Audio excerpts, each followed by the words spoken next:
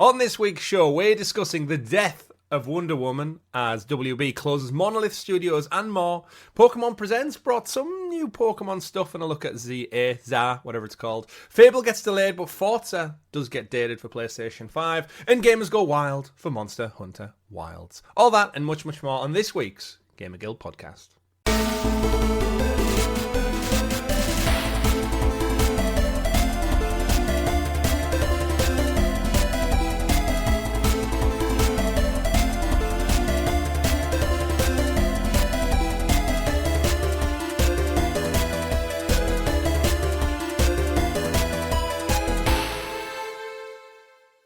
Good game, everyone, and welcome back to your weekly show, the GamerGuild Podcast, where we get together and round up all of the week's video game news for your listening or viewing pleasure right here on youtube.com/GamerGuildTV and available up there in the digital clouds on your podcast platform of choice. Just search for the GamerGuild Podcast or GamerGuild TV and you'll find us every day.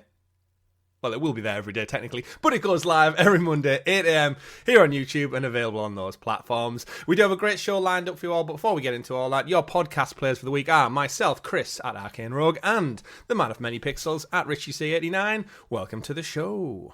Hello, everyone.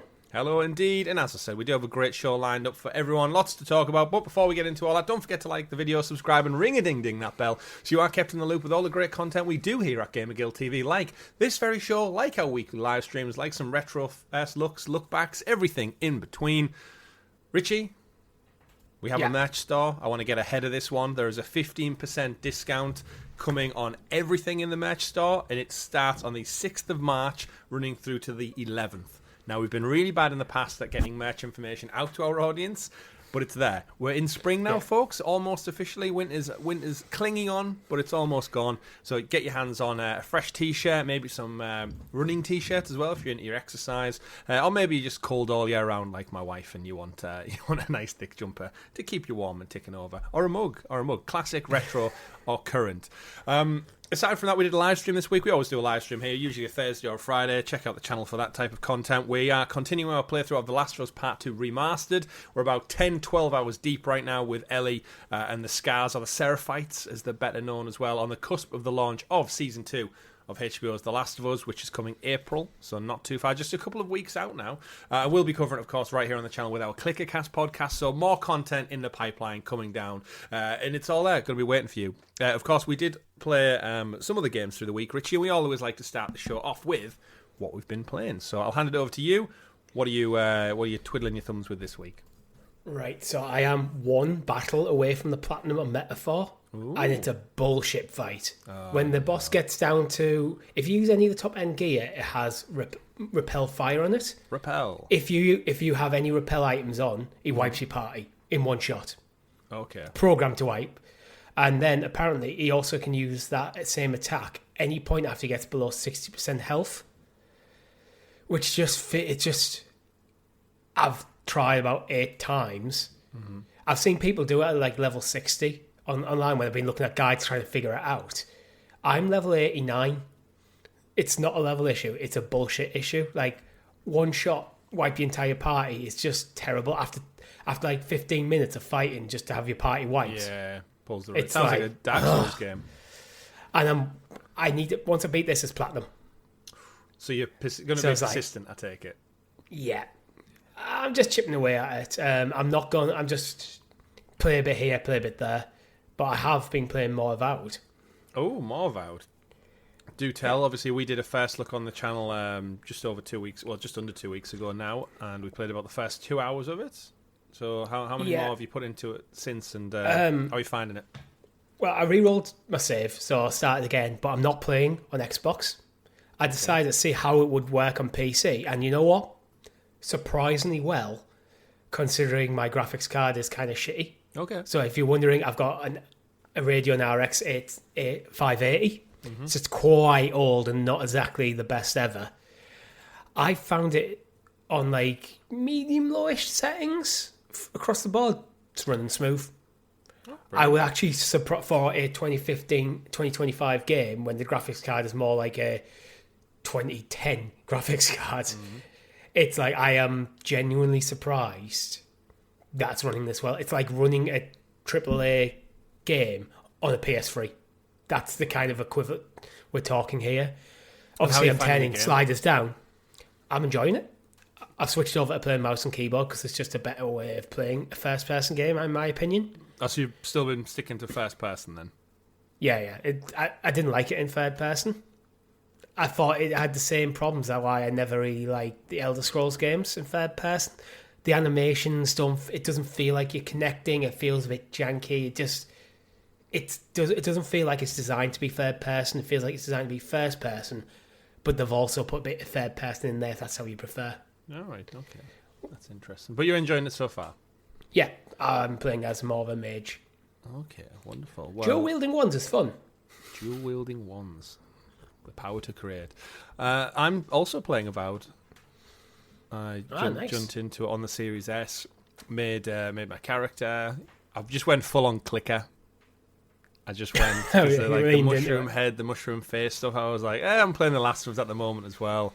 And we've got the show coming up. I was like, you know what, just commit to the bit and just totally cover his face in mushrooms and marks and everything. So yeah, he's got this big rainbow floral clicker explode head. And I can't remember what I picked. I think I just went with the warrior one or something like melee. Because again, I don't really play these fantasy games. So it was like I didn't really know what to pick. But I'm utilising a little bit of everything. I'm archetype of just sword and bow for now. I've dabbled a little bit in the... I've just reached the point...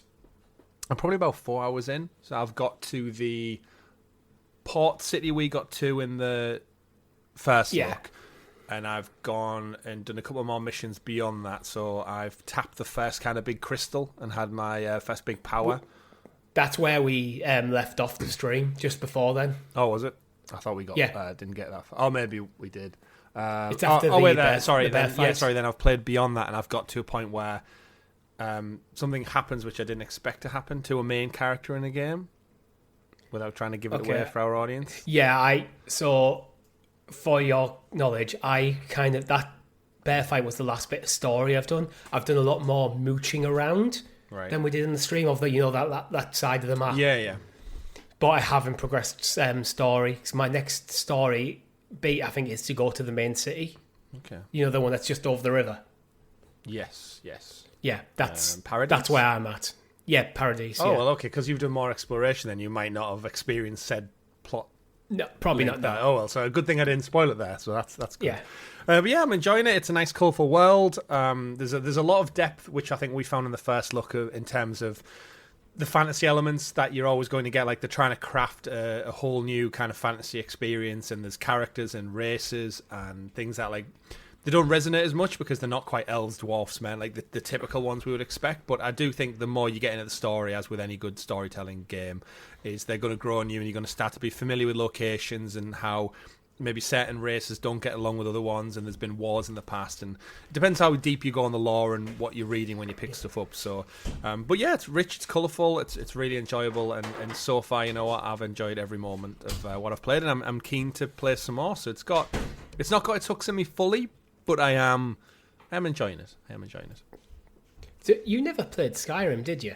No, I think I started it on PS3 maybe ages ago. I borrowed a copy, and then I think there was loads of issues with bugs on the PS3 where your save locked out. So I think I held off on it, and then I just never went back. And it was like, oh well. Similar thing happened to Bioshock 2, which they might have been about the same time.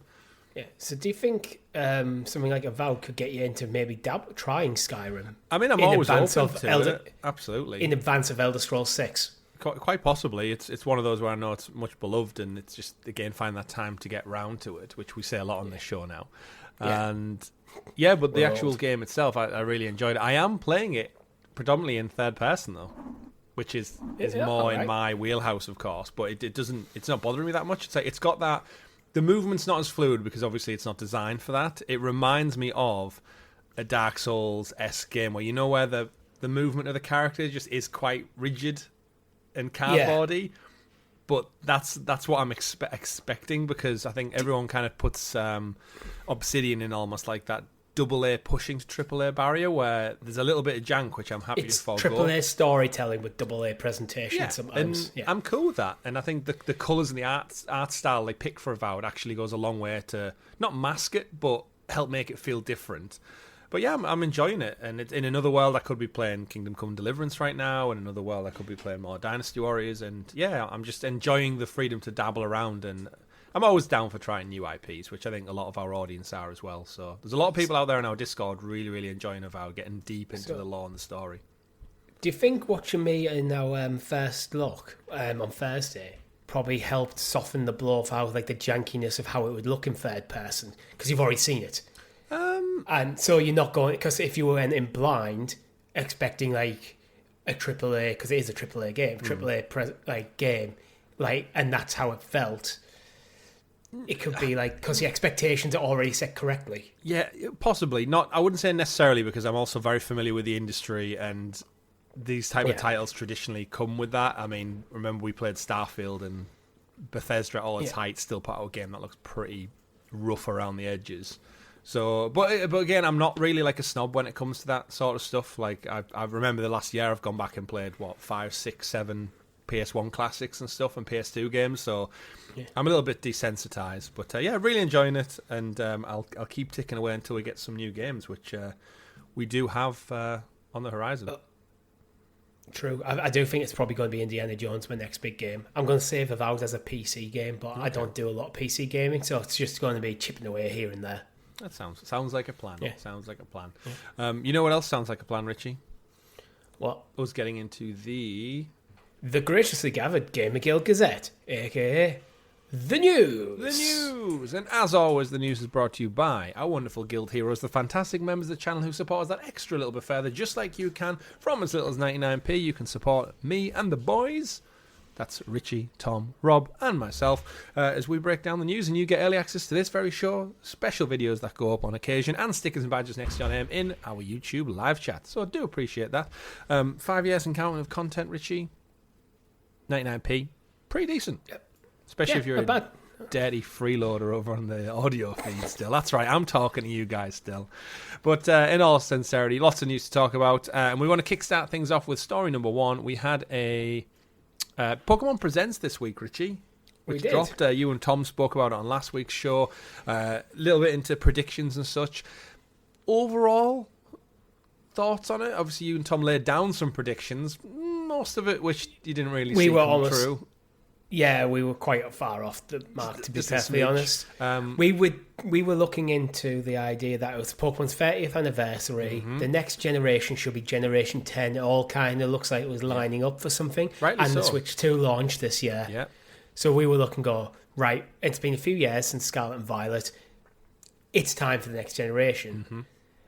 After this Pokemon Presents, I think the next generation Pokemon is next win is like 2020, late 2026 now. Yeah, it was a bit. I watched it as well, and I thought it was just a bit disappointing overall. I was waiting for that like one more thing. I don't know if you saw doing the rounds. People had done like a Pokemon Classics collection mock-up that had been doing the rounds just before the Direct, and it was like a proper Nintendo Switch Online backdrop, you know, like the red, and then it had a little picture of the original Game Boy, a little picture of a Game Boy Advance, and they had the box art that had little imagery almost of all the original Pokemon in like a grid of like 4x8 or something.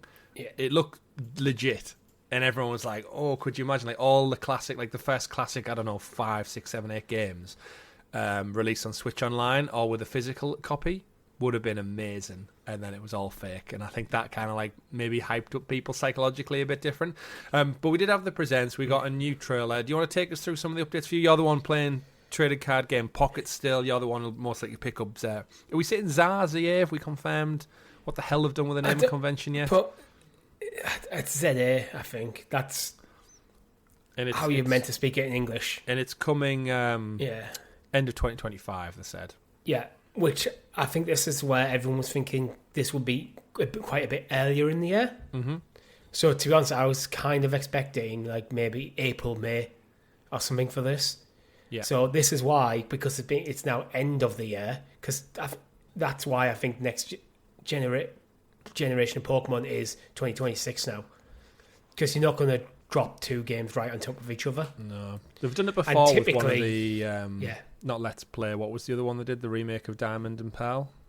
Was that just called Diamond? Or Shiny? It was Shiny Pearl and some Radiant Diamond or something, wasn't it? They dropped but they 2 didn't come out. Yeah, in the same year, but not in the same part of the year. Oh no, that would be ridiculous. Yeah, but I mean, typically they already released 2 versions of the same game. Yeah, adding another title would be silly. Yeah, typically Pokemon have released games in November, so I'm thinking Pokemon Legends is going to be take the November slot for this year. Yeah, and this Legends game has no real connection to Arceus, does it? It's just Legends seemingly is now their like sub spin-off category of the franchise. Yeah, and it actually looks quite interesting because we've got to see a bit of the battle system in it, and they're changing it up where like moves seem to be. I think they're using the Legend series to kind of play around a bit with different mechanics and different ways Pokemon battles and stuff can unfold.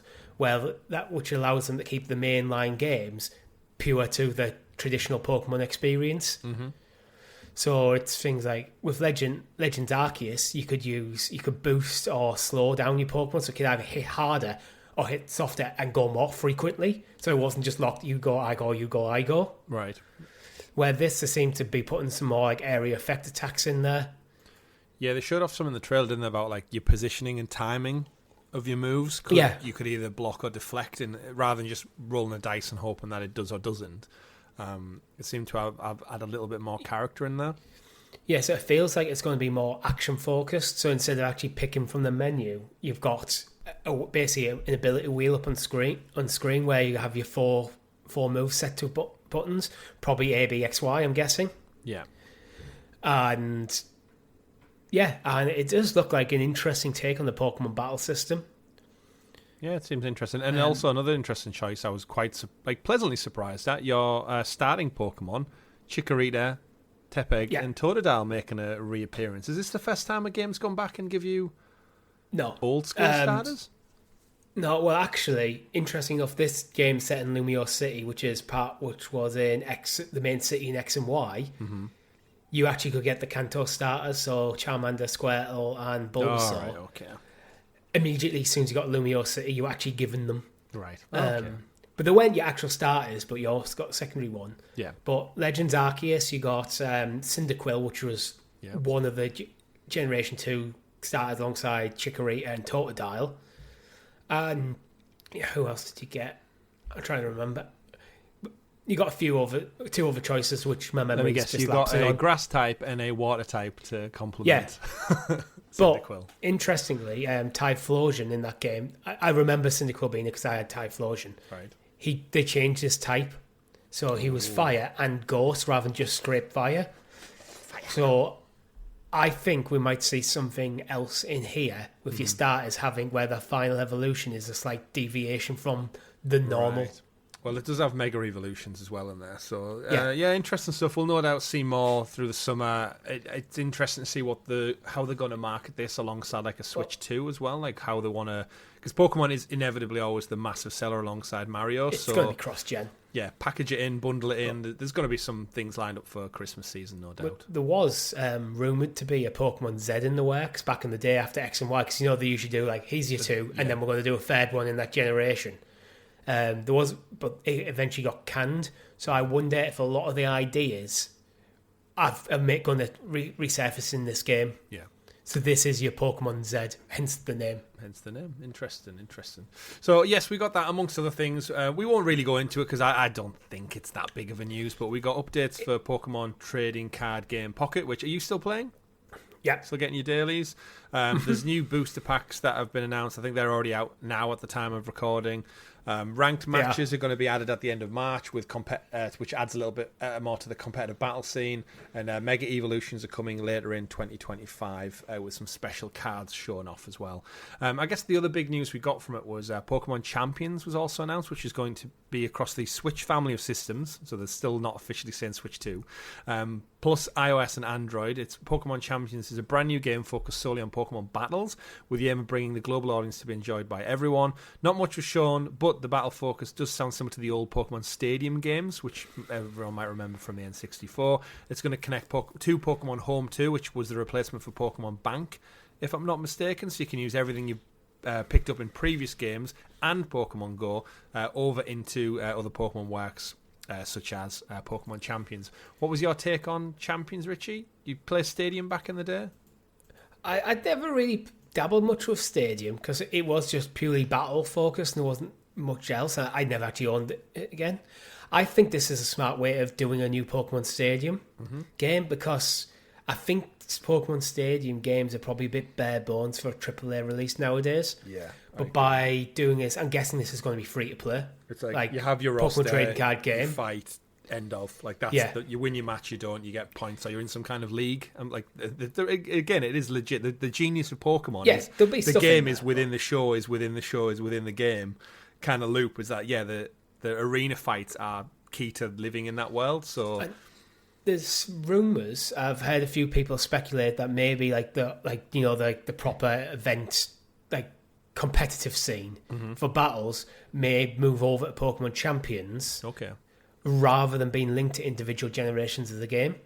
Well, that would make sense with Bank being kind of like the overarching umbrella of it all as well, because then you just keep your roster and I guess build it and practice with it over time like you would a fighting game.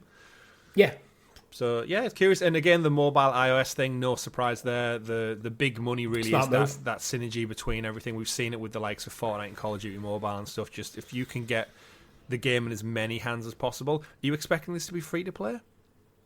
Yes, I think it would make sense for it to be free to play. We have some form of microtransactions in there. I'm not sure what shape or form they would take because we don't really know much about the game, to be perfectly honest. But with it being iOS and mobile, I think it needs to be free to play. Yeah, there's certainly something. Realistic, it's one. The difference is if it's 99p, I'm probably not buying it. If it's free, I'm definitely downloading it on my phone to have a go. Hash cut off there, 99p. Well, it is, but that's the thing that's how the reality of mobile apps. So that's true. It's the race to the bottom. Yeah. Moving on to our next story, though, Richie. Away from some Pokemon news, we do have some news from the bottom, unfortunately, and that is this week we found out about some WB Games news. They're making big cuts, closing 3 studios, including Monolith Productions, Player First Games, and WB Games San Diego, cancelling long-running projects such as DC Wonder Woman and other internal things as the studios have shut down. I was not happy with this news as it kicked off this week, for multiple reasons. Digging deeper into the news, because there is actually, once you start scraping back the layers, there's actually a lot more to this story than first assumed. That means the company behind Shadow of War, Shadow of Mordor games, other ones in the past, and also the studio who just put out Multiversus. We know Multiversus was announced a couple of weeks back that they're going to shut down the game and stop supporting it. The studio's now gone as well, which is baffling because I'm sure Warner Brothers purchased them not long after the Multiversus launch for about $8 million. Yeah. Well, Multiversus, when they launched it, actually did quite well initially and then fell off a cliff. Didn't they pull the game for they took it off market and said it was in a beta. And when they put it back, it was dead. It just never got... And it's a shame. And then, I don't know, it's baffling. But to read from the context of their statement that they put out, we have, and I quote, "We have to make some very difficult decisions to structure our development studios and investments around building the best games possible with our key franchises. Harry Potter, Mortal Kombat, DC, and Game of Thrones. After careful consideration, we are closing 3 of our development studios, Monolith, Playfast Games, and San Diego. This is a strategic change in direction and not a reflection of these teams or the talent that consists within them. The development of Monolith's Wonder Woman game will not move forward. Our hope is to give players and fans the highest quality experience for the best possible iconic characters, and unfortunately this is no longer possible within our strategic priorities. This is a tough decision, and we recognise Monolith's storied history, 30 years by the way, 30 years this year, and unfortunately this is no longer possible within our strategic priorities. We greatly admire the passion of the 3 teams and thank every employee for their contributions. As difficult as it is today, we remain focused and excited on getting back to producing high-quality games for our passionate fans and develop our world-class studios to getting our games business back to profitability and growth in 2025 and beyond." I hate this story. What the really the annoying thing is the passion, the quality, the storied history. And then on the other side, they say we want to remain focused and get back to producing high quality games. It's like maybe not lay off the team you've just praised for putting out high quality games. You So idiot. the too long didn't read for this with Monolith is Monolith, after the Middle-earth games, wanted to do their own IP. Yep. WB interfered, pretty much going, no, it has to be an IP one. So they decided to pivot that into Wonder Woman. Yep. And then because of things like Suicide Squad and Arkham, whatever it is, the Batman game that flopped, because of that, Monolith is now getting their entire studio shut down. Yeah. That's the insane thing. Because of senior management making the obvious wrong decisions. Yeah. And I do think in this case the decision is obvious, really wrong. Suicide Squad, just every time they've tried to do anything with it, it's flopped. Yeah. Pretty much universally flopped. So games as a service, every time they try to do anything there, flopped. Stick them together, what you're going to get? You're going to get a flop. Like, it's an obvious thing. And then because of that, now they're not in profit. They're not being profitable. So now they're having to cut in order to reclaim some back. So you cut one of the best developers. Yeah, it seems like Monolith has fell on the sword because Rocksteady messed up so much. Like, remember, Rocksteady's lost on Suicide Squad. Yeah, to step up, mess up. 200 million was lost on that one. Yeah, again, not to Rocksteady's fault. This comes down to just poor leadership, I think. To give a bit more depth, though, Jason Schreier, who released this on a Bloomberg article, actually went on Kind of Funny's Gamecast this week and broke down a little bit more. So just to add, again, more context to this. So Monolith, we'll start with Monolith because they are the biggest news story of the whole thing. They're the more story developer. Put out some cracking games over the years. Following Shadow of War's release back in 2017, they weren't interested in making another Lord of the Rings game, which the story did kind of wrap up with that second entry, but I think you, me, Richie, especially the Nemesis system, would have 100% gobbled up more just action-adventure in that world, whether it was with a different character or a different area of Middle-earth. Bear in mind, Shadow of War was already failed to meet expectations because they were forced to put loot boxes in there. Yeah, again. Then they had to backtrack on that. Another leadership decision. So they began development on an original IP codenamed Legacy using the Nemesis system. After Legacy was cancelled by Warner Bros. In 2021, Monolith's entire leadership team and many of the development members quit. Most of the devs went on to form Cliffhanger Games, which are now with EA, and they're working on the Black Panther game. So there is a little shining beacon of light here that a lot of the quality that went into Shadow of War, Shadow of Mordor, and other games could kind of see a re-emergence, minus the Nemesis system, in the Black Panther game. The talent pool of the entire studio just up sticks and moved to someone else. Yeah, and that was because, listening to the podcast with Jason, what he goes on to talk about is saying the way WB Games was managed is it almost had a Hollywood culture, where because they were the way the production flow went is it was so similar to the TV shows and the movies, they almost treated games the same way. So the team over at Monolith would go to the WB higher-ups, they'd have a meeting, say like, oh, here's the idea we've got, this is what we want to do, this is kind of where we want to take the studio. And apparently what happens in Hollywood quite a lot is you get almost, Jason referred to it as a Hollywood yes or a Hollywood no, where basically they'll say, oh, I love their ideas. Yeah, that sounds fantastic. Yeah, we'll build on this. We'll get back to you. Like, we'll run with this idea. And then you never hear from them again. And as we know... mean the cowards. Yeah, and as we know, games development don't like the idea. Doesn't work like that because you need to be doing something. You can't just stop and start production. It's an ever-flowing state of creativity. So apparently they were strung along almost for 3 years saying, yeah, make this new IP, tweak the Nemesis system, like, bring us something to the table. And then apparently someone finally higher up at WB went, yeah, you're not going to work on that. And that's, I think, what seemingly pissed off the entire leadership team. They clearly had a passion project. After two really successful games, remember, Shadow of War was Game of the Year award-winning, and the Nemesis system was revered industry-wide.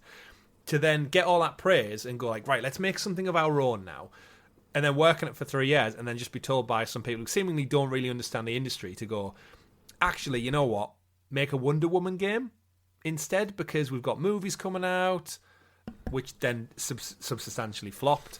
So apparently, 2021, all them left. And I'm talking all of leadership. I think Jason also put out a post on Blue Sky that basically listed it. And it is everyone, like art director, creative director, like everyone you would expect to have basically the say in development of a game studio, gone. One fell swoop. So like I said, they went and formed Cliffhanger Games, which we don't know anything about the Black Panther game yet, but are one of two Black Panther games. But you would imagine they'd also have poached a lot of staff from Monolith. Yeah. Like, come work with us. Best talent. We're doing this. We've got the Black Panther IP. Come make a great game with us. Get away from the WB shit show. So then Monolith began working on Wonder Woman around May 2021. If you remember, Richie, we then had the reveal of the Wonder Woman trailer a mere 6 months later at the Game Awards.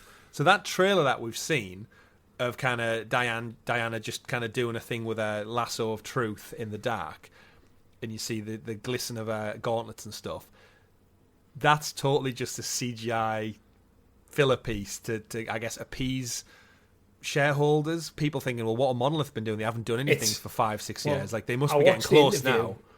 I watched an interview with Jason Schreier, and he said it's stuff like that. Occasionally, stuff like that is used for recruitment purposes. Yeah, we're working on a great game. We're working on a Wonder Woman game. Come join us. Like, yeah, we made Lord of the Rings Shadow of War game. Like, come.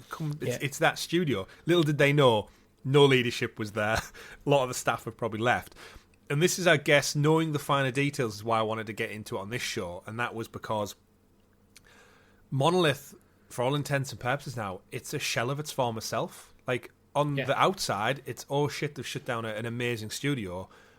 Looking at the internals, there's a lot of the talent. That studio for years. Yeah, the talent isn't even there anymore. You'd be better looking towards the next Black Panther game as a spiritual successor, realistically, to the Middle-earth games.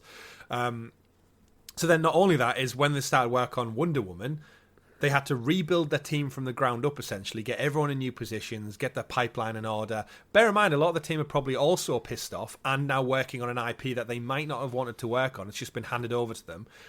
And then in amongst all that, Richie, the Wonder Woman 1984 movie came out and was shit. And now nobody cares. And then James Gunn's came in and ripped up the whole DC. Is Gal Gadot Wonder Woman? Is she not? Is there another movie? Does anybody care anymore? All that time, they could have just made another Lord of the Rings game, even though they didn't want to. So I guess they could have made the game that they wanted to make.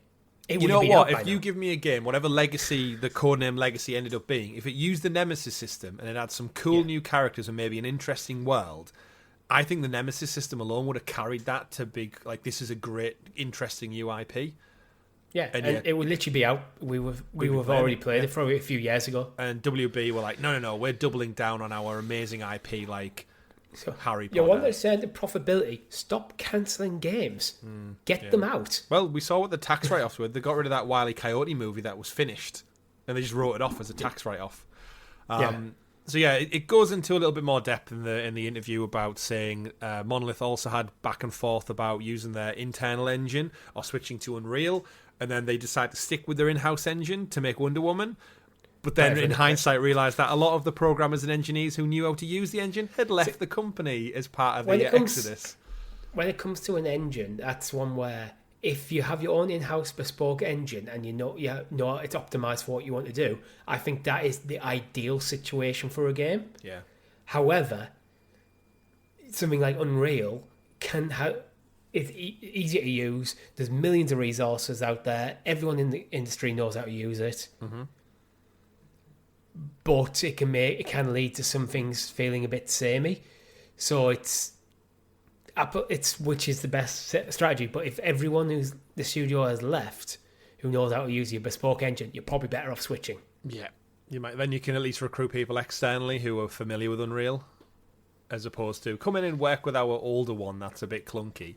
They then go on to say that around late 2023, early 24, so just last year, Wonder Woman was completely rebooted. The game changed directors, because they left.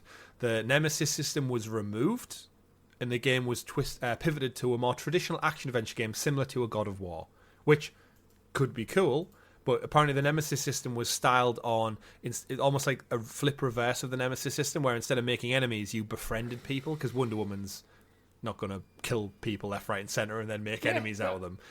It makes sense. It does, but also how does that fit into gameplay? So I can see how maybe it didn't quite fit. But then essentially, yeah, God of War style game would have worked cool. It's in that mythology world. And then eventually, Richie, apparently the Monolith, the devs had no knowledge beforehand of the closure, and they learned about it on Tuesday, shortly before the rest of the world did. So that is just terrible. Like put the game shit aside. You're talking about people's livelihoods. Like, to not give anyone to have people coming in on a Monday going, everything's great, we're excited about this project, we're finally making some headway. By Tuesday, you're packing your desk. Yep. I'd like to think all of them just go and work for Cliffhanger Games instead. The rest of the old team over there must be like, there's some talent we can just pick up and recruit easily on like severance packages or something here. It happens too often in the gaming industry where senior management don't fully understand the trends in the industry. They're chasing trends rather than establishing them. Yeah. And then it's hard-working developers, the people who make the games that we love, are the ones who pay the price. Yeah. And speaking of paying the price, obviously, is it Haddad, I think, was the WB Games head of games or something who left recently? He was ousted by the board of directors. He wasn't in charge when all this shit happened. He came in just near the end. So I know he gets a lot of shit for a lot of the decisions, but similar to PlayStation with Jim Ryan, a lot of this stuff was in play, all the live service action, well before his stewardship. He's just there to kind of help sink the boat a little bit more. So that's Monolith in a nutshell. RIP, they got totally screwed over and seemingly did nothing wrong themselves, and yet now they are scattered to the wind. They did what WB asked them to do. Yeah, and they've paid the price. And meanwhile, in a sad, twisted way, in a way where Rocksteady just get to make another one. So Rocksteady apparently just back on another Batman game, which we reported a couple of weeks ago.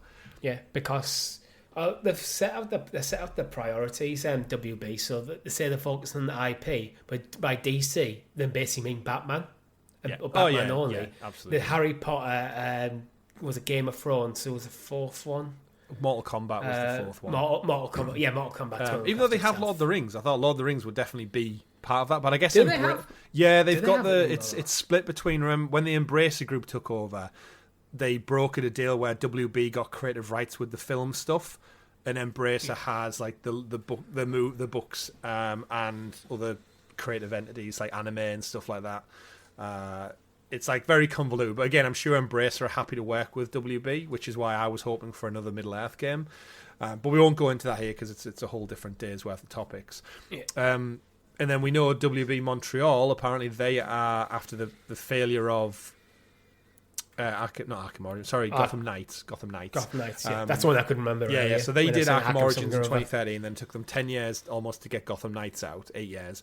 That was initially intended to be live service. Then they reversed course and changed it because WB didn't want to have it live service. So then they got rid of all the post-launch plans, probably because it was too close to Suicide Squad. But it still played and felt like a live service. Yeah, exactly. Then they were going to do a Gotham Knights 1.5, which is going to be like a smaller game similar to Miles Morales, like in scope.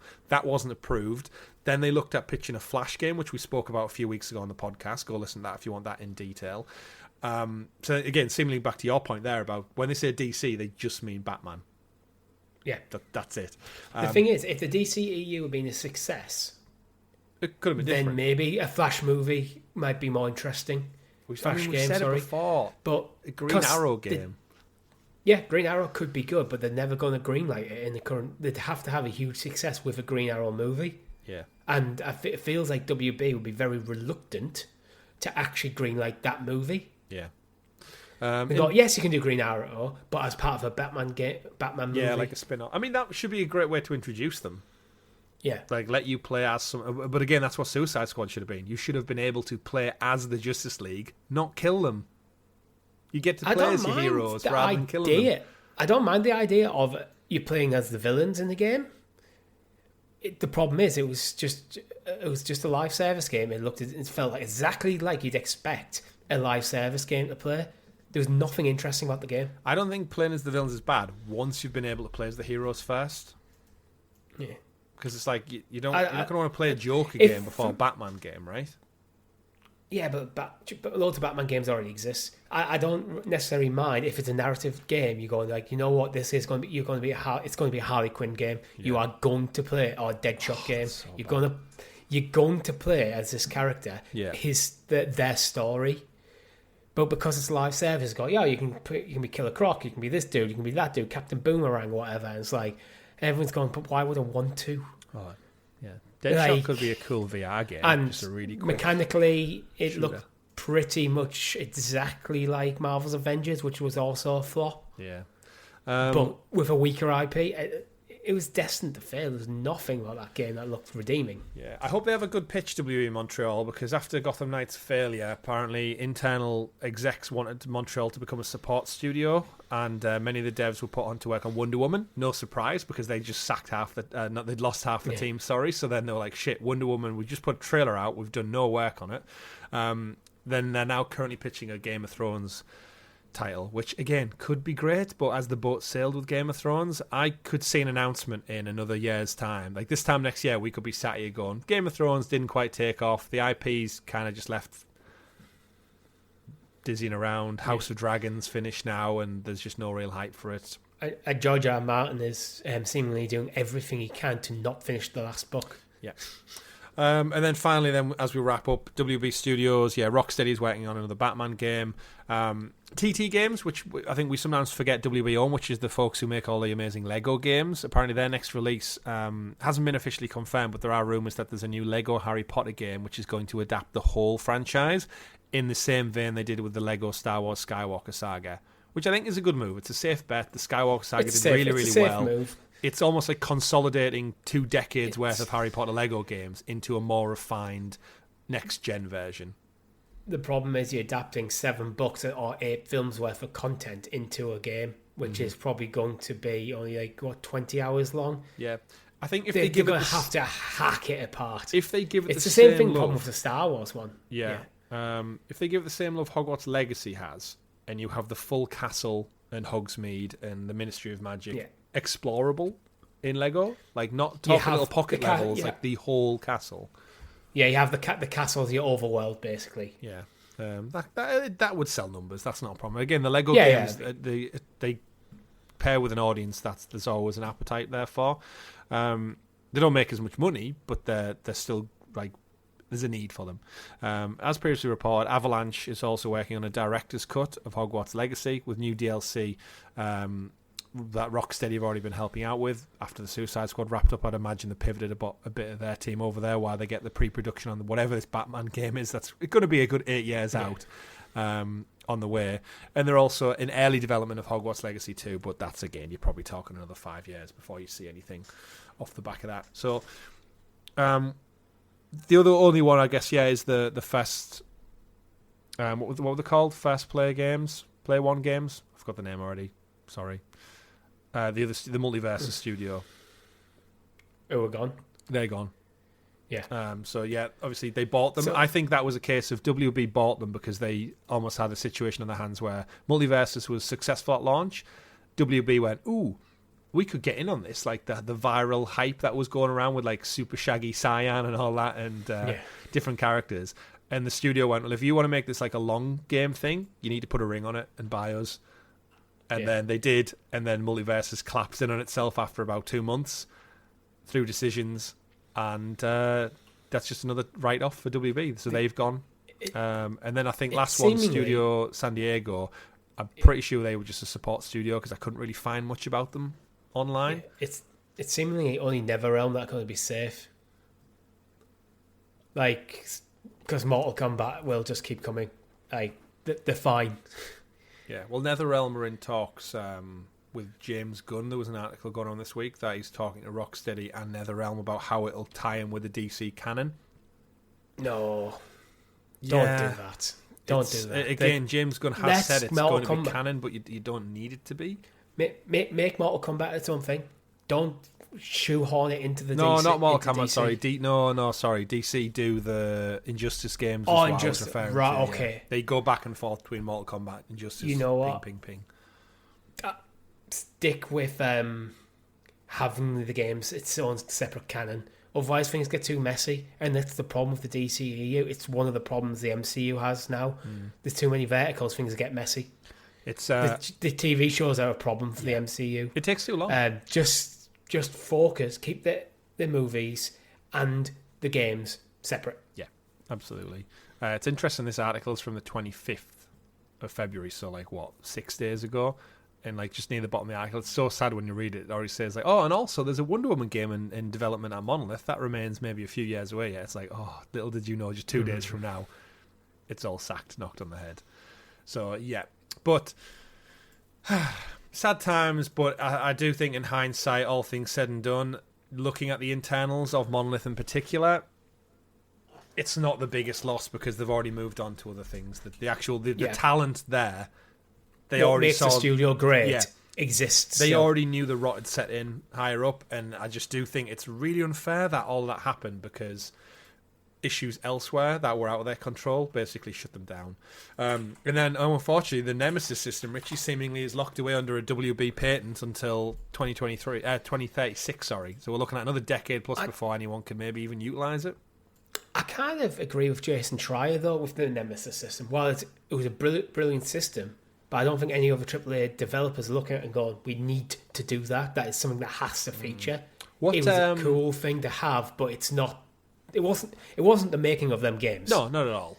If you took the Nemesis system, then what IP would you apply it to think it'd get a really good kick out of it? I know I gave it some shit on this week's live stream. I didn't give it some shit. I used it as an example. I think Borderlands would be really great with a Nemesis system. Could you imagine bumping into just a randomer out in the wastelands and you kill them or injure them, and then they come back like 2 hours later, like scarred, burnt, whatever it is, and they're stronger? Yeah, that could work pretty sick in Borderlands. Where would you put it?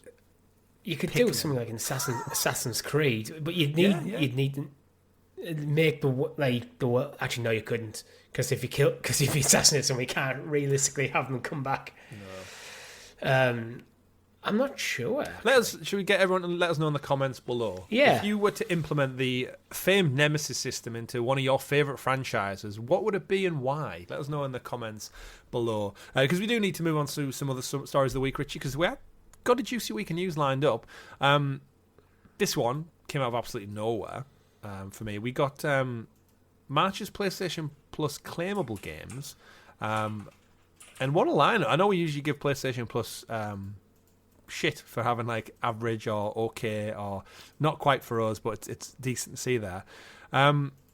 Dragon Age the Veilguard is the big one this year, alongside some others which we'll get into, but I just wanted to get to this first. This is EA's, of course, next entry in the Dragon Age franchise that came out just last, October? Oh, Halloween, didn't it? It came out on Halloween.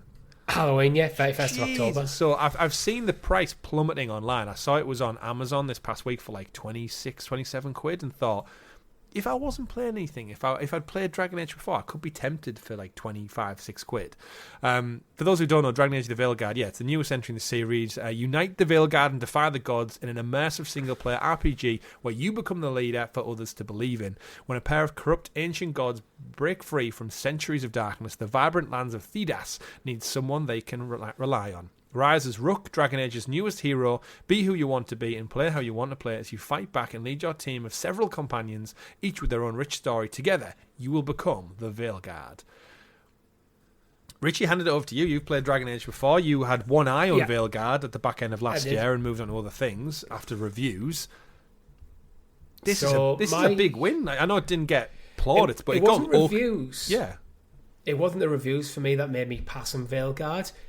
It's, for me, too much purple. Dragon Age, that too. The origins of Dragon Age is kind of almost like a spiritual successor to the early Baldur's Gate games. Mm-hmm. They were kind of tactical RPGs. Every subsequent game has made it more and more of an action game. And I think every single game has lost a little bit of the magic. Inquisition was a great game, but I didn't love it. And Veilguard looked like the double down on them. It's even more action focused. Mm-hmm. So I was like, it just wasn't the game I wanted it to be. However, all that being said, that is more of a personal preference thing. I think this is actually a solid game. My girlfriend took the platinum in it. I watched her play it. This is a brilliant get for PlayStation Plus. Absolutely. I actually think this is the best month of PlayStation Plus on Dragon Age the Veilguard in a long time. Yeah, you're talking October. End of October. End of October. It's essentially November. So November, December, January, February. 5 months, and this is now included. It kind of sold well. No, I think EA have gone full Ubisoft with this entry. Like, it got big price slashes even just over Christmas, I think it got a couple of price cuts. And then in the new year, we got some January sale stuff, which you normally see, but not as drastic as that. Ubisoft are the only ones who traditionally do it, don't they? You wait 2 months after launch, and it's like half price. Dragon Age the Veilguard coming in big. See, it is actually a really good action RPG. What's it on Metacritic at the moment? I'm not sure. Again, I'm pretty sure, aside from the woke backlash that it got, even though it doesn't really do anything that problematic. Exactly. Metascore's 82. User score is 3.9. That's the woke stuff, I think, getting in when it's a user score. First one. Developers care more about woke elements. Great, you can pick multiple genders. You're also making yourself a green lizard person. Is that really a concern to you? But anyway, so Metacritic, good. Dragon Age Veilguard, good. And PlayStation Plus kicking off March with a solid get. I'd be really annoyed if I'd bought this game. But then that's the risk you take with subscription services. Moving on to other ones, we've also got Sonic Colors Ultimate coming, which is the kind of the repackage that they did 2 years ago. Dr. Evil Eggman, or Dr. Robotnik as we all know him, has built an interstellar amusement park, but he's powering it with a captured alien race called Wisps. Use Sonic speed to free the Wisps and gain their amazing powers as you explore 6 unique worlds filled with hurdles to overcome. Now with stunning upscale visuals, additional features, a new game mode and enhanced gameplay, it's the ultimate Sonic Colors experience. So that was there. And then the final one is Teenage Mutant Ninja Turtles, the Cowabunga Collection, which is the 13 classic Konami TMNT games assembled into one incredible package that came out. Was it last year? I'm pretty sure that was last year as well. Retro nostalgia trips come in a range of new quality highlight features, including online play, local couch co-op, ability to save anytime and rewind, button remapping, and unique art sketches and historic TMNT media content included, and more. All these 3 games will be able to claim from March the 4th through till March 31st on your PlayStation Premium and Extra tiers. Cha-ching. Solid month, PS Plus. Yeah, absolutely rock solid. So then I guess if you've got both, you've got Avowed on one side and then Dragon Age on the other. So what a month for RPGs. Go fill your boots. I actually just add a little side caveat to that with why we're talking about the PlayStation Plus news. Our friends over at Cloud Dosage did put out an article this week highlighting that Sony have stealthily, secretly added a whopping 371 games to the cloud feature on PlayStation. Oh, so you're talking massive titles like Helldivers 2, Warhammer Space Marine, like a lot of new releases as well. Sea of Thieves, Like a Dragon, Pirate Yakuza. They're straight into the streaming service. Not via the portal. I should put that little asterisk in there. This is just purely through your console still. Remember, the portal still is in beta for the streaming. So I think it's only just a matter of time. But as far as that, it's a big list of games now. It just shows that they're not kind of like shying away from cloud gaming. They are constantly adding to that. But yeah, adding a full 370 odd in one bulk go means there was clearly just a switch that needed flicking behind the scenes. Servers are live. So I wonder why they decided to do so many in one go rather than just slowly add them. Maybe it is just a case of, right, it's been enough time, let's do another launch. What games have we got? Yeah. Decent list, though. Yeah. I'd be surprised if there's actually very few that aren't on there now. Just more reason to get in the clouds.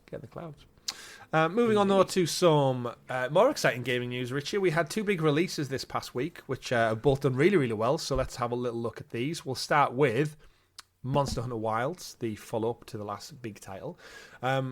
Doing really, really well. Also, it's the arguably one of the biggest games that's probably going to release this year. Monster Hunter Wilds, currently sitting with a Metacritic score of 90, was released on February 28th, so just a couple days ago. 90's pretty damn good, Richie. I know Monster Hunter's famed the world over already, especially in Japan and that side of the world. Let's pull from a few of the reviews, if I can find one that I actually recognise. VGC, give it 100, 10 out of 10. Monster Hunter Wilds is confident, bold, and one of the best Monster Hunter games ever, thanks to its ability to stand on the giant shoulders of Monster Hunter Wilds, the previous title, and improve on it in virtually every single way. Let's get another one. One from Dual Shockers. They also gave it a 10 out of 10. After 100 hours of gameplay and reaching Hunter rank 110, I can confidently say that Monster Hunter Wilds is a better game than Worlds and Rise, which was the Nintendo Switch exclusive temporarily. Largely focuses on streamlining and making the overall experience more accessible without removing any core principles that veterans have come to know and love. Also another high bit of praise. The Guardian gives it a 10 out of 10, 100 as well. You could pick up Wilds as a newcomer, have a tremendous time playing through the story. You could stop there and it would still be worth the price of admission. But I'll be playing it for a long time yet. So, Monster one day Hunter I'm going to have to give him. I'm going to have to give one a go. That's exactly what it made me think. They never. I never watch a trailer for Monster Hunter or read anything about it and go, "Oh, I need to play this." But then you see the reviews and like. It's like, is it one of them? It's just because it's not a style of game I typically play. It's not too dissimilar to Pokemon, right? Is that why it gets like a bit like you're going out there and you're hunting giant animals? Although you're hunting them, I believe, for their resources to make like better weapons. It's that gameplay loop where it kind of it's built around. Any fans of Monster Hunter are going to crucify me in the comments on this, where you kind of just go, okay, I'll go to beat this monster so I can get some stuff so I can craft a better weapon so I can go defeat the next bigger monster. Mm-hmm. My point is the why of it. Why do that? What's the goal? Yeah, what's the goal? Is it just to level up, to get better gear? It's the looter shooter thing where it's the problem I have with games like Destiny, where it's like Destiny's fun. Yeah. But after a few hours, it just becomes that grind of looking for better gear all the time just so you can go fight enemies with higher health bars. Mm-hmm. I know there's more to it than that, but that doesn't do much for me. I like to level up throughout the story. Yeah, I don't know. I need to give one a go at some point. I don't know when. You've got your little. There's something here that I'm not seeing. Yeah, you've got your little Pelico feline friends, little cat buddies you've got who have like clothing and sticks that you can get outfits and stuff for. There's just something to it. I'm reading like just a few more reviews. Like the 6 Axis gave it a 9 out of 10, saying it's the best Monster Hunter game we've ever had. The best storyline, the best visuals, changing the combat that revolutionized the way the game plays. Again, I do just read it and think like, wow, it's doing something great. Like Capcom are on an absolute roll at the moment between Resident Evil and Monster Hunter. Like they're arguably like taking the place of since Ubisoft's fall. I'd say they're right up there. I know we've sometimes praised EA about saying their levels of consistency, but yeah, Push Square, 9 out of 10. Few games can match the satisfaction of Monster Hunter, and Monster Hunter Wilds might just be the most satisfying installment yet. Capcom has tuned the act of felling colossal foes, creating one of the most rewarding games of a generation in the process. While the overall package is held back by a stalling story campaign and questionable performances, especially on PC, Wilds is an outstanding action RPG at its core, and it's a worthy successor to the already almighty Monster Hunter World. So, yeah, it just seems like if you're a Monster Hunter fan, you are eating good right now. If you're not, this could be a great time to jump in. So, Capcom, smashing it out the park. Sounds good. Want to add? No, because it's my ignorance of the game. Yeah, that's the problem here. In another world, we could be talking about it for 20, 30 minutes about what we loved. Again, let us know in the comments below if you're a big Monster Hunter fan. What would me and Richie like about it? Knowing us for listening to us for 5 odd years, like what is it about Monster Hunters that you think would get its claws in us? This is the point where I wish we were doing this full time, so I could spend a few hours during my work day when we're preparing the podcast. Yeah. Playing the game, because it's a series that I'm just ignorant of, and I've never played a single one for a single minute. Yeah, but clearly there's something there, and it feels like it's with each iteration of Monster Hunter, my brain's going, you need to play one of these at some point, but then my brain's also going, but you've got all these other games that you know you'll enjoy. Yeah, I don't know when. It's more of like it's that time problem. As big when you're getting old, I don't know when I have time to play it. Yeah, I completely agree. Like even one of the reviewers there said, right, they put 100 hours in the game. Like that's before launch. That's rookie numbers. Like yeah, to be a games reviewer. IGN gave it an 8 out of 10. Eurogamer gave it an 8 out of 10. All high praise. Again, I think there's some sticking points going on about performance, but you're not putting 100 hours into a game because you're a reviewer. You're putting 100 hours into a game because you're enjoying the game. Yeah. You might have put 10 hours in it because you're a reviewer, but at least 50 of them hours is because you just want to play. Yeah. Actually, that might have been Like a Dragon reviews. But moving on to our second one.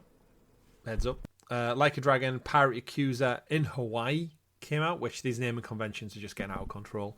Also launched this past week. 2 great reviews as well. They're currently up there.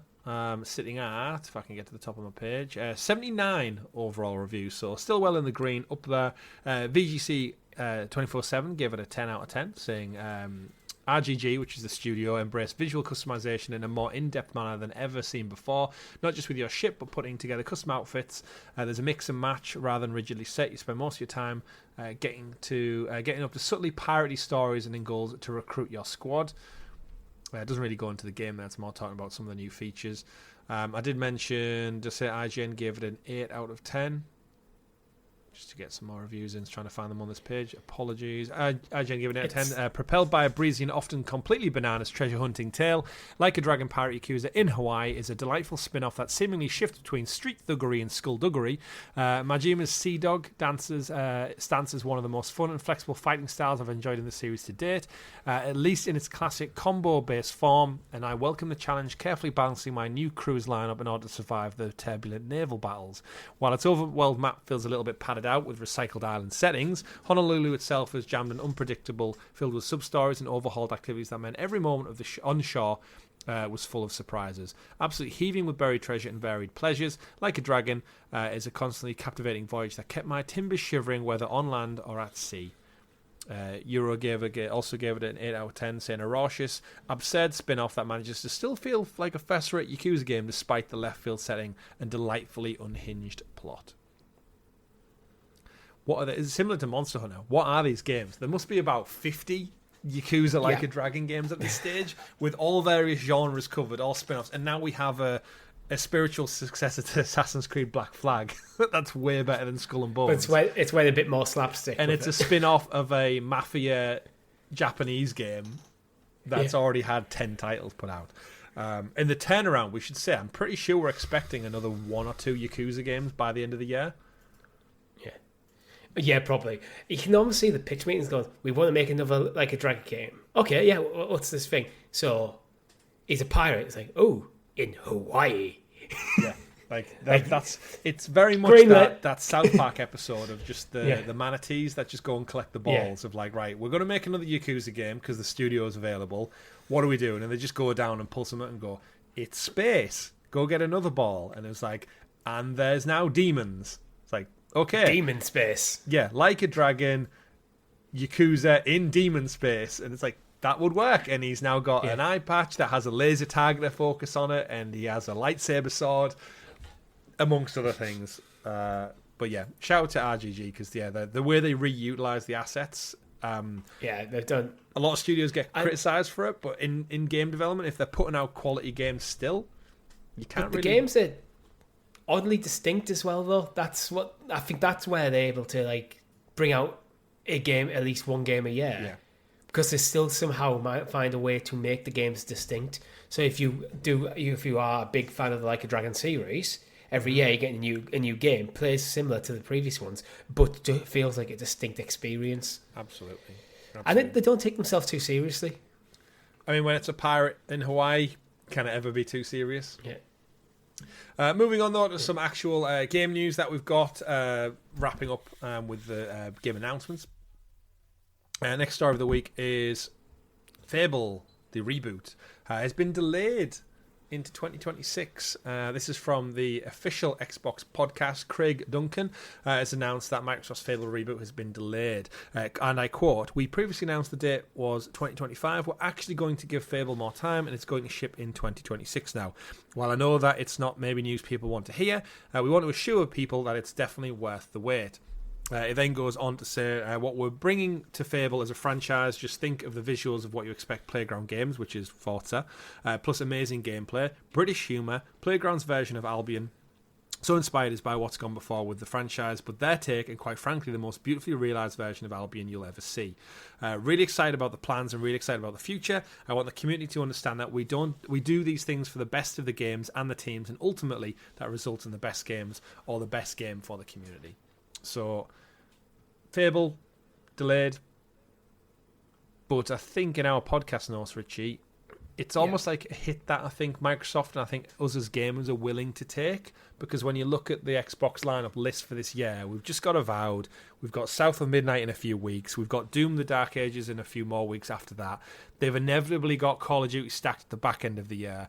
We've got Outer Worlds 2 also coming this year, and potentially Clockwork Revolution in and amongst that. Not even including, if we're talking Game Pass, the second party deals that they brokered for like Ark Survival and other things. I think with Xbox wanting to have like a big game every quarter, I think 2025 has already kind of laid out pretty well on their roadmap, and I think trying to sandwich a Fable in there, it's almost like unnecessary, which seems weird to say, but I think as an older gamer, if they're saying it needs more time or they want to give it more time to make it the best Fable ever, like more power to you. It feels like we have turned the corner with Xbox, where before for a few years we're like, you keep talking about games, but when are they coming? Mm-hmm. Now we're starting to see them coming. Was it Redfall?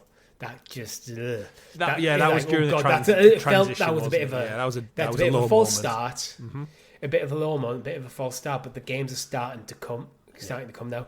Avowed, we're both playing it. Yeah, South I played Indiana Jones just before Christmas as well. Yeah, so I've had my 2 quarters back to back, and I've been playing on Xbox.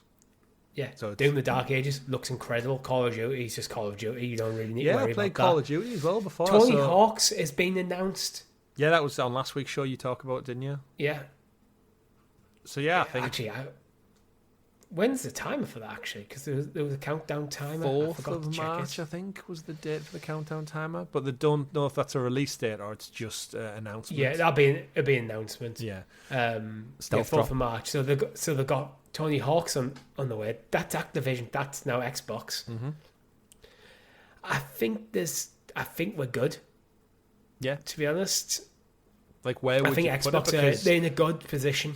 If it was like targeted for like the back end of the year, why eat into anything else? If you could just like maybe wait it and what I could see Fable doing now is we'll see Fable at the Developer Direct next January, and it'll be out by like maybe March, April.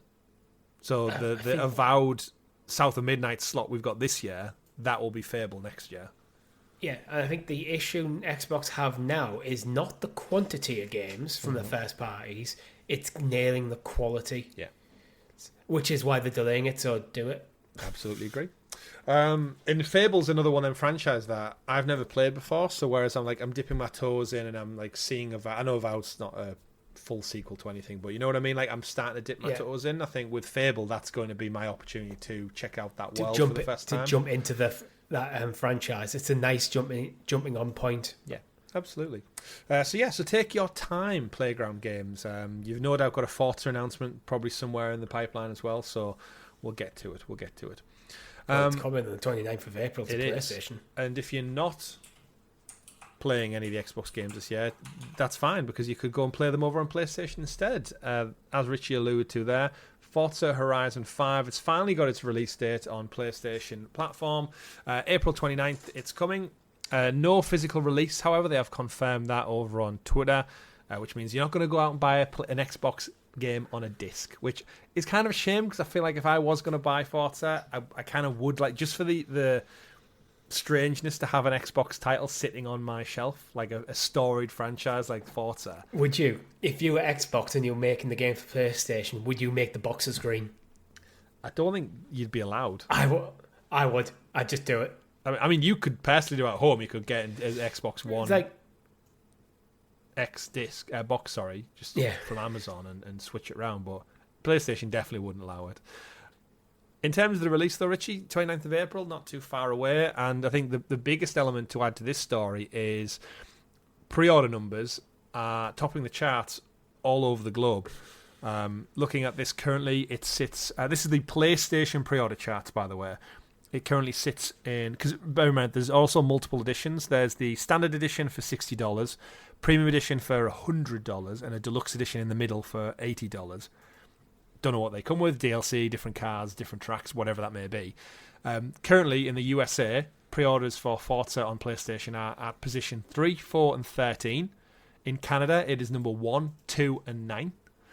In the UK, it's number 1, 3 and 8. Germany 127, France 127, Italy 1215, Spain 128, Portugal 128, Mexico 128, Brazil 124. So essentially, for the most part, there is one version of Forza Horizon 5. 1, 2, 3, 4, 5, 6, 7, 8, 9 countries have it currently at number 1 in the pre-order slot for PlayStation. That is many an of these Xbox. countries have it as number 2 as well. As number 2 as well, yeah. So it's just going to show you that the gamble to put Xbox IP over on other platforms, it's going to pay off dividends. Like, this is a full price game, like $60 for a game that's 4-year-old now. Interestingly, I've just had a look through. Apart from Portugal, Mexico, and Brazil, every single one of them countries you just listed have the premium edition as the highest. Wow. That's either diehard Xbox fans switching platform or diehard racing fans. They're going to make a lot of money.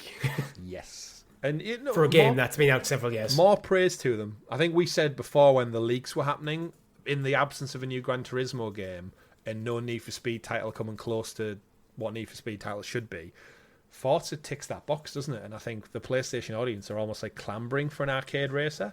And Forza's Game of the Year winning, IGN gave it Game of the Year, best in class for a few years back. So excited to see what happens. For a game that came out in 2021, it's not doing bad. Not at all, not at all. Again, like that. This is what Xbox has always said, haven't they, all along? It's like when games have kind of reached their saturation point, and because of Game Pass, no one out there is really buying Forza Horizon 5 like brand new box sealed.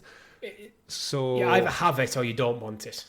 But if there's an audience over on PlayStation willing to spend seemingly $99 on a premium edition, that's free money sitting right there.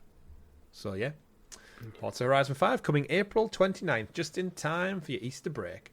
Also, just in time, almost, hopefully, we got the Gex Trilogy, Richie, which I'm a massive fan of. That will be sneaking onto platforms this summer from Limited Run Games. Still didn't get a full release date, which I'm annoyed at. If you're going to say this summer. But yeah, that is Gex. It's been rumoured, but Gex Enter the Gecko, and Deep Cover Gecko are also coming. I can't remember who owns these now. It's Embracer, right? I'm not sure. Because they went with... It was originally published by Square. I feel like it's one of the ones Embracer took off Square Enix. Crystal Dynamics. It's Crystal. Limited Run Games are the publisher. Yeah, Crystal Dynamics. That's who Embracer picked up. But yeah, if you've not played the Gex games before, this is essentially from the era of Spyro, Crash, and Croc, and Mario 64 and the like.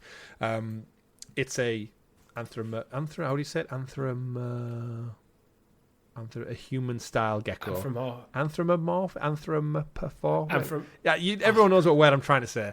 Anthropomorphic. I'm going to try and get the word. Anthropomorphic. I know what it is. That's even hard to say. Anthropomorphic. It looks anthropomorphic. like. Animals' behaviour of humans. That's what it means. So it's a gecko that's basically acting like a human. It's also a very James Bond parody. The different games. The first one is Gex, typical like platformer, jumps through multiple media dimensions. That's the kind of thing with Gex, as he goes in multiple old classic TV shows. He trash talks HBO, gives shit, lots of like cheesy Bond references. There's a sexy girl in there. Makes some of things like Baywatch and stuff, X-Files, like all like 90s TV shows. Wisecracking jokes. There's about 2,000 jokes and stuff aside throughout the whole trilogy of games.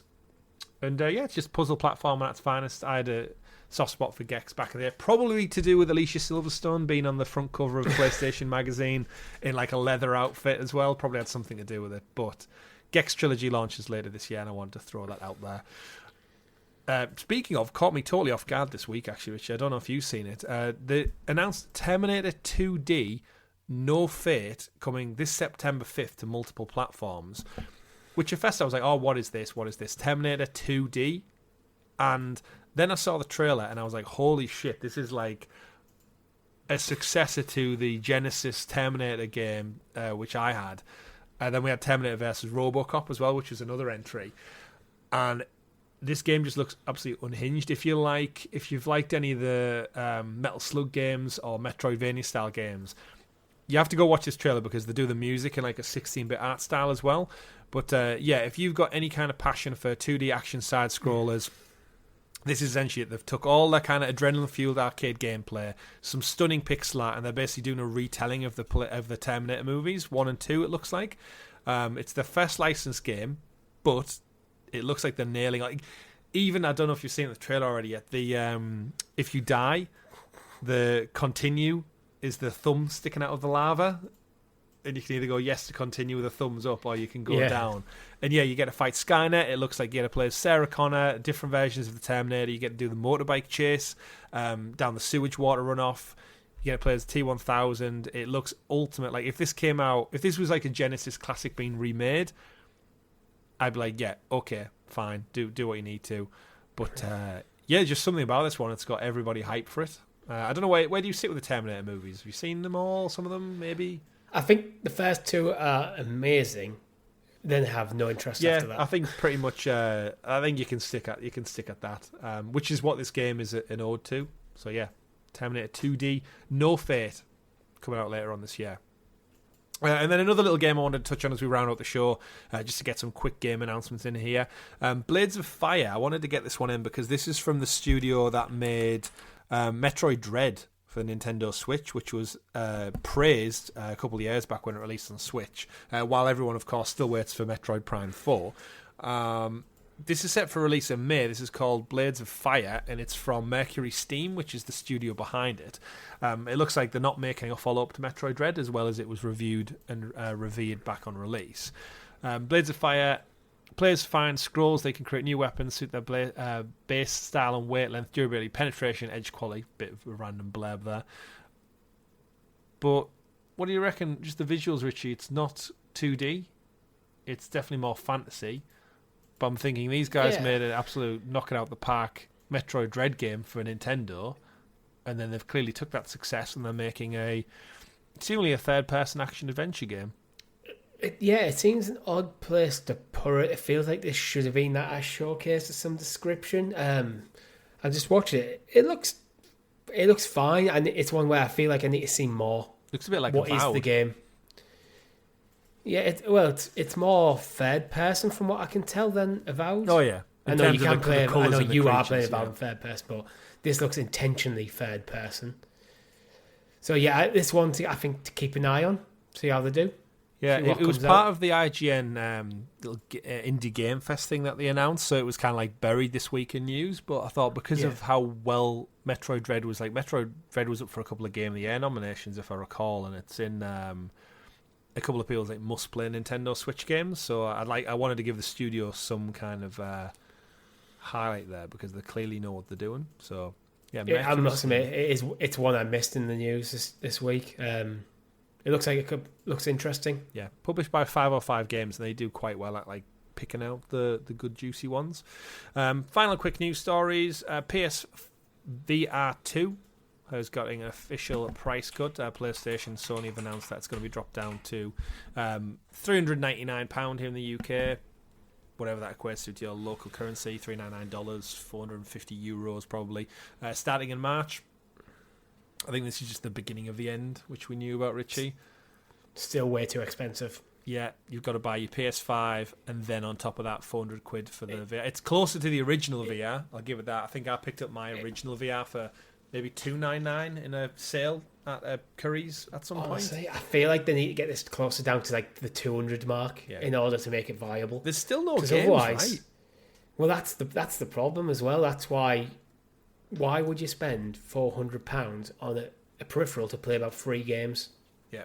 You've got Horizon. That's all they've really put out, right? Yeah. And then, well, if you wanted to get into VR, if you're looking to get into VR, you're probably still talking close to £1,000 to get into VR if you go the PlayStation route. It's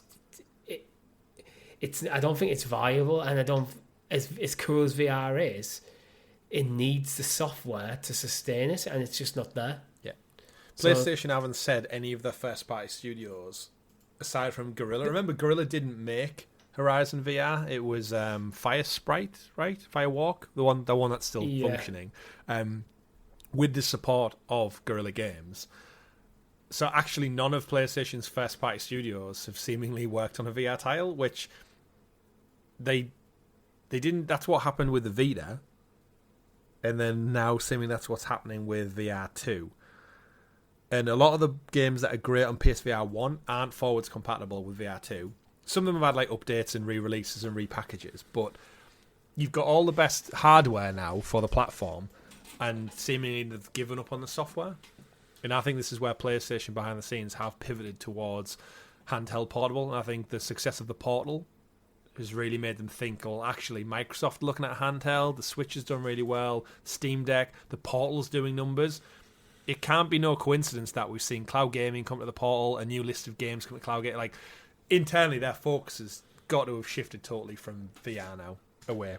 No announcements. Yeah. There's a discount in the hardware, which means it isn't selling well traditionally. Because if it was, they'd keep the price up. Remember, they put the price of the PS5 up last year. So the VR's going the other way. Yeah, I think it's... Yeah, I think they'll shift some more units because of the price drop. Of course they will, but it's not. I don't think it's going to be anywhere near enough for them to change to course correct on it. Yeah, I agree. Just a couple of quick ones. Balatro seemingly won its lawsuit. We spoke about it probably about 6 weeks back now on the show. That Balatro was classed as an 18 upwards game, PEGI 18 classification, even though it's not actually poker because you're not playing with any real money. And it's been recategorized as suitable for players aged 12 and up, Richie. I think we covered it that the developer Lucto Thunk, was he called? I think he had like a Star Wars sounding droid name. Local Thunk or Locto Thunk. He said it was perceived wrong. He said certain countries have mistaken it, believing that the game contains predominant gambling imagery. It's a deck of cards in the game. His man successfully changed it now. So shout him a little win for one solo indie developer. Yeah, so good. I think it's an important win because while I think gambling in games is a thing with loot boxes and stuff and needs to be policed as gambling, games like this shouldn't get dragged into it when it's not. Yeah, it basically teaches you how to play game of poker. It's setting the precedent, whereas games like this are on this side of the line, which are not gambling. However, if you pay for a random chance in a game out with using real world money or the option for real world money, looking at you, Pokemon trading card game, gambling. Yeah, which is right. And again, that was the ironic thing. He pushed back and saying like all these other games like EA Sports FC and such that have loot box cards in them, that's more gambling than Balatro is, and yet they're getting a 12 rating. Or a PG rating in some cases. So, yeah. But, you know what? Balatro sold over 5 million copies. I'm sure he's fine, all things said and done. Then the final silly one, which we always like to add at the end of our show, Richie. I don't know if you saw this, but in amongst all the Pokemon news, Honda also revealed a life-size Pokemon motorbike. We often cover things like socks for your controllers and jumpers for... and Xbox fridges and toasters and all this other thing, but Japan going further with this one.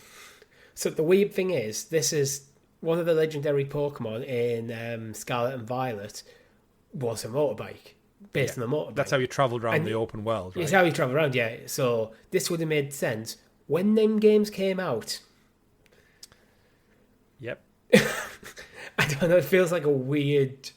I mean, it's not functional because it's got spikes on the wheels and stuff, and I'm sure it's not designed maybe with balancing. It's one of those weird partnership deals where they're like, look, Honda, we're a Japanese company, Pokemon's Japanese, like, let's pair up for some kind of marketing viral thing.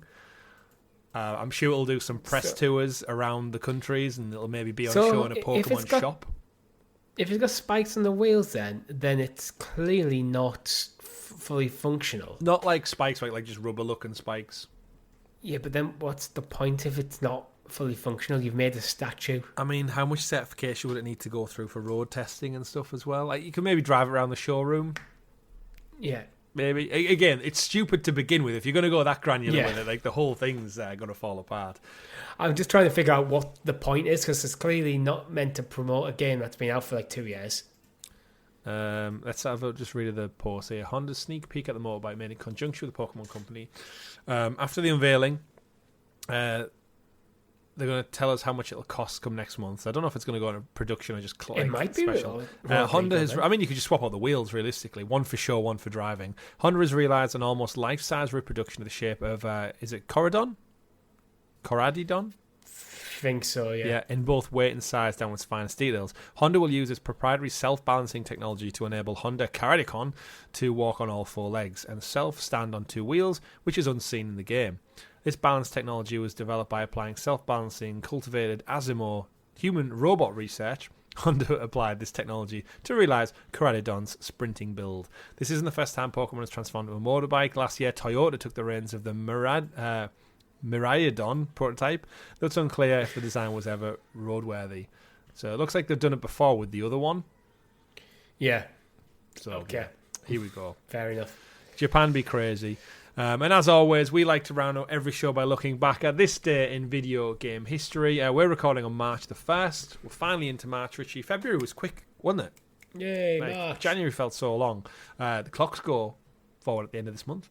We get some daylight back. But looking at the 1st of March, my brother's birthday, actually, shout out, happy birthday. What titles stand out for you, Richie, on this day in video game history?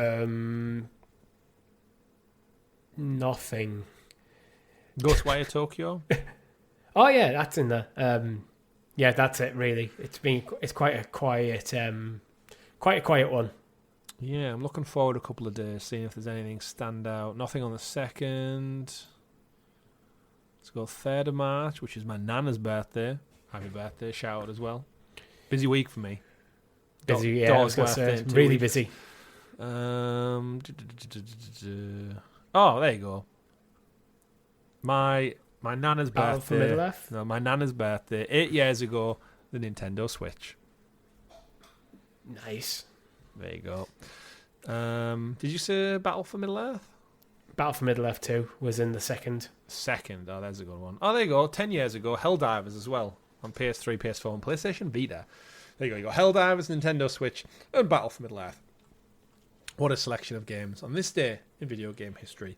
But that does bring us to an end of this very show, and that cements us in video game history with episode number 81 of the GamerGuild Podcast, episode number 452 in total of our longest running video game podcasts in the world, almost, maybe, we'll never know. Thank you very much to everyone who's listened, tune into this week's news. Don't forget to let us know in the comments below how you'd like to utilise the Nemesis system in your favourite game franchise of all time. Check out this week's live stream, like, subscribe, ring-a-ding-ding that bell and all that other stuff. And remember, if you're an audio freeloader, head over to YouTube and click join and support us from as little as 99p. The merch store is there. As I said, later on this week, on the 6th of March, there will be a 15% discount. But all things said and done, Richie, my name has been Chris. And I have been Richie. We've been the GamerGuild Podcast. And remember, folks, play whatever makes you happy. Have a great week, and we'll see you next time.